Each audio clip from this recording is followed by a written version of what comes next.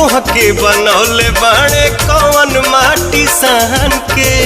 दिल में मोहब्बत जगा दिहला राजा, आपन दीवानी बना लिहला राजा। रुपवा के हमरे बड़ाई तो के चार चांदे पे लगा दिहला राजा। करिले शुक्रिया हम ओह भगवान के, तोहके बनौले बाड़े कौन माटी सान के। हो रूप ऐसन बुझाला देखी सूरज ला जाला, रूप ऐसन बुझाला देखी सूरज ला जाला। जैसे चंदा उगल दरिया में दिल भइल